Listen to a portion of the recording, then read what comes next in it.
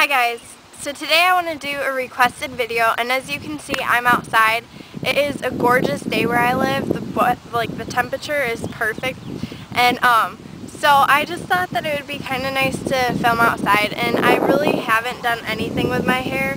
I've had it up in a ballerina bun all day, so excuse the hair, and I have no makeup on. I have concealer and mascara because my under eye circles have been really bad lately. And if you know of any under eye concealer that is from the drugstore that you recommend and works for you, let me know in the comments, because I'm looking for something to try, because what I had been using that worked really well is kind of stopped working, and I've noticed that it kind of gets stuck in my little wrinkles, which I'm only 20 years old, so I shouldn't have little wrinkles, but they're starting to show up, and so I don't want anyone else to see them. So I just wanted to do a little request video, and this is talking about my experience with cosmetology school. So the first thing that I want to talk about is when I went to cosmetology school. And as I just said, I am about 20 years old. I'm 19, almost 20 basically. But I did cosmetology school during high school. I went to a trade school, and I did it my junior year and my senior year. So yeah, that explains the when. And the where, I went to a trade school, like I said. A trade school is basically just where you go to learn a trade. The one that I went to had nursing and cosmetology, automotives, I don't know if I said that right. Banking, baking, culinary, whatever, just a bunch of different things. And so it was like a jumpstart place for high schoolers. So I didn't actually get into the school that I went to right away. I got a rejection letter basically saying that there weren't any more spots left. They had filled them all, and unfortunately they couldn't take me, but to try again next year, because the program that I had applied for, the cosmetology program, was basically for more of seniors in high school, that they could be in their senior year, and then they wouldn't miss out on as much of their senior year, which I will talk about later. And also they could be in their freshman year of college, because you went there all day the second year and you were only there for 2.5 hours the first year. So I got the rejection letter, and I was really okay with it. I just was gonna go there to work through college, and so that I'd have extra money, and an extra income is always good. So I was okay with, there's a big bee. Oh my gosh. Get away. I put lotion on my legs, so I'm scared I'm gonna get stung. So I was really okay with being kind of rejected by them, and I just moved on and thought, I'll do my best in school now, and I'll just put everything that I have into my school instead of doing half, which was what I was doing. I wasn't an awesome student my freshman and sophomore year. So I got the rejection letter. So all summer I just kind of thought about what I would want to do with my life aside from cosmetology. So she said there was one spot open, and she said that the spot would be mine if I wanted to take it. They weren't going to offer it to anybody else. It was mine. And so she said that I had a while to think about it, which obviously I didn't have a while to think about it, because it was maybe 4 days before school started. So I just sort of said, yeah. I wasn't going to think about it. If it's something, I thought,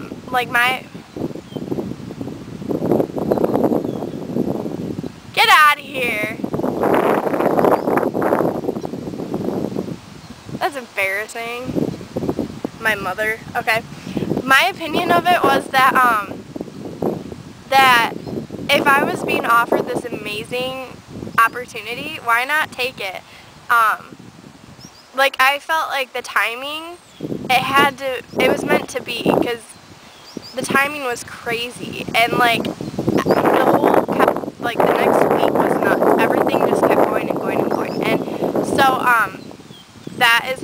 I got into it. I just said that I would do it. So I was enrolled into the class, and for my junior year I only attended my regular high school for half a day basically, and then I spent an hour on the bus going between my school and a trade school, and then I spent two and a half hours at the trade school. So my friends and I were still close at that time, and during the first year of cosmetology school I got 350 hours. By the end, you have to have 1,500 hours to be able to take your state boards, and I'll talk more about state boards later. But you have to have 1,500 hours total in a licensed teaching center or what have you. So I got done my junior year, and my senior year rolled around, and because it's geared towards seniors that are going to be in college the next year, they have you there all year, the second year. So I went from being at my school all day to being at my school half a day to not being at my school at all. And when graduation came around, people were asking me if I had transferred and why I was back, and I still kept the ties with my couple close friends that I had, but for the most part, like, I lost all contact with my school.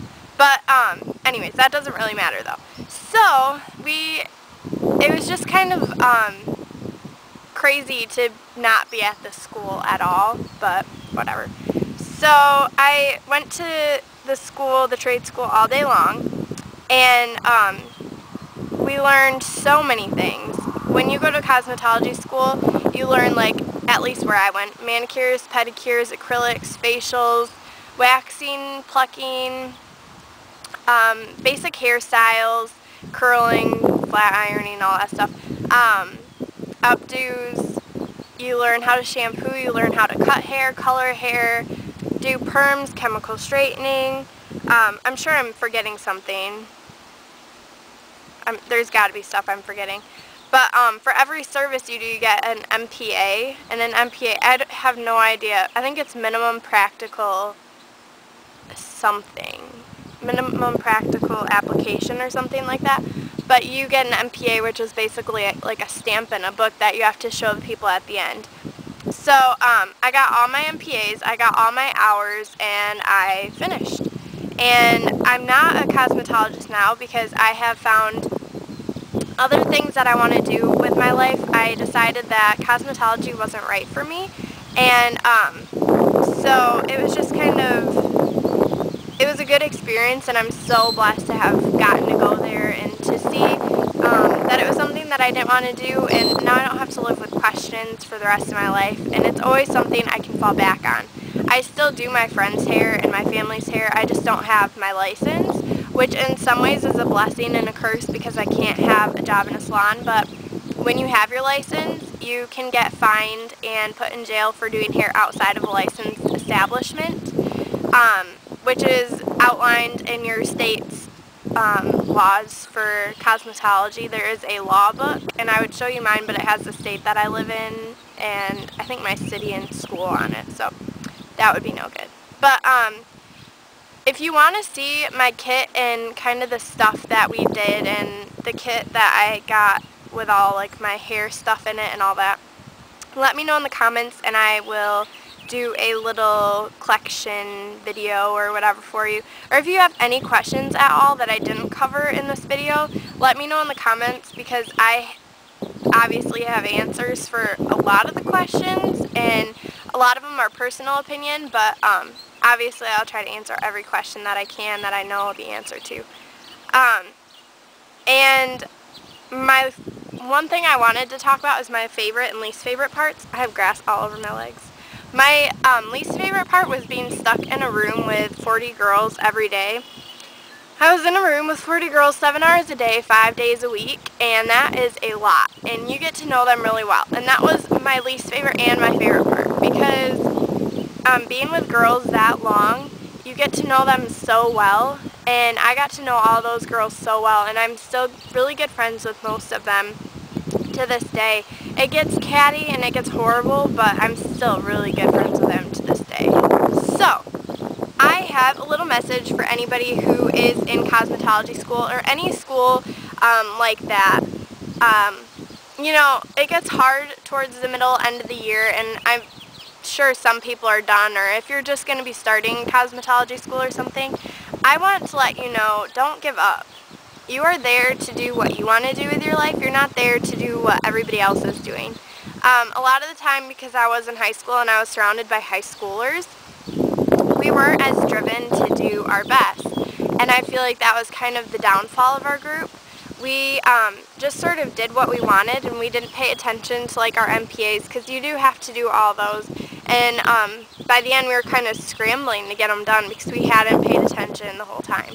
But just remember, in all of the things that you do, even if it's just regular school or cosmetology school or automotive school or something else, I don't know, even like college, remember that what you're doing is for yourself and for your future.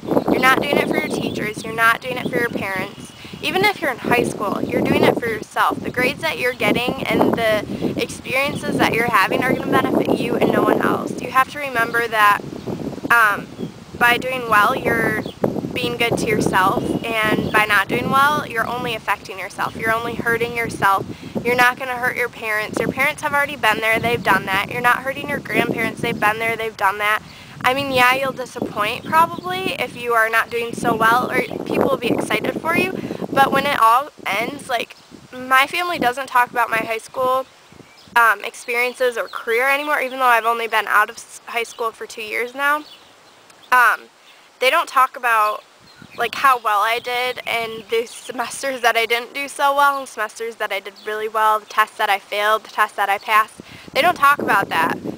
But at the time it might seem like a big deal, but everything just, in the end, it's all personal accomplishments, and if you are proud of yourself, then that's really all that matters. And it's easy to lose sight of that, but just remember that you are pretty much the only person that you need to impress in life. Like, everybody else, you might do something stupid and 5 minutes later people are going to forget. But, I mean, don't hold on to the things that don't matter. Just give up on the things that don't matter and remember the things that you want to accomplish and that you want to do.